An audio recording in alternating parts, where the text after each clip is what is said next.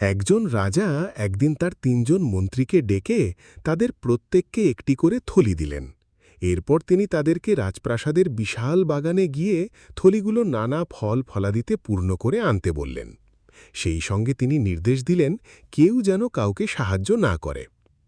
রাজ্যের বাগান ছিল নানা রকম সুস্বাদু ফলের সমারোহে ভরা। ৩ মন্ত্রী নিজেদের থলি নিয়ে বাগানের দিকে রওনা দিল।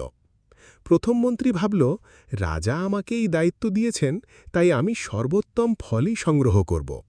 সে বেছে বেছে তাজা, মিষ্টি ও সুন্দর ফল দিয়ে নিজের থলি ভরে ফেলল। দ্বিতীয় মন্ত্রী মনে করল, এত বড় রাজার তো ফলের অভাব নেই, এত কষ্ট করে ভালো ফল খোঁজার কি দরকার।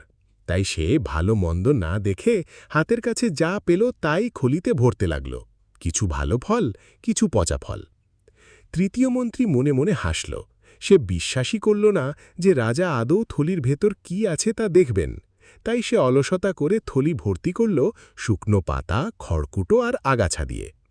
পরদিন ৩ জন মন্ত্রী রাজদরবারে উপস্থিত হল।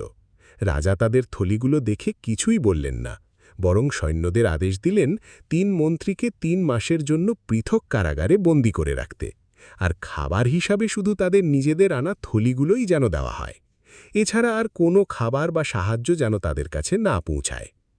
প্রথম মন্ত্রী আনন্দের সঙ্গে তার সংগ্রহ করা তাজা ফল খেয়ে আরামেই ৩ মাস কাটিয়ে দিল। দ্বিতীয় মন্ত্রী অনেক কষ্টে ভালো ফলগুলো বেছে বেছে খেয়ে কোনো মতে ৩ মাস পার করল।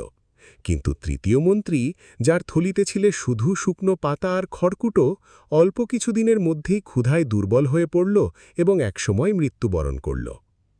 শিক্ষা: এই দুনিয়ার জীবন ঠিক সেই বাগানের মতো। মানুষ এখানে স্বাধীন, চাইলে ভালো কাজ করতে পারে, আবার চাইলে খারাপ কাজেও জীবন কাটাতে পারে। কিন্তু মৃত্যুর পর যখন মানুষ কবরের জীবনে প্রবেশ করবে, তখন তার সঙ্গে থাকবে শুধু তার আমল।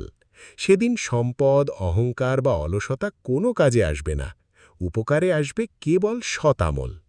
তাই প্রতিটি দিনকে জীবনের শেষ দিন মনে করে আল্লাহর সন্তুষ্টির জন্য ভালো কাজ করার চেষ্টা করা উচিত। আল্লাহ আমাদের সবাইকে নেক আমল করার তৌফিক দান করুন।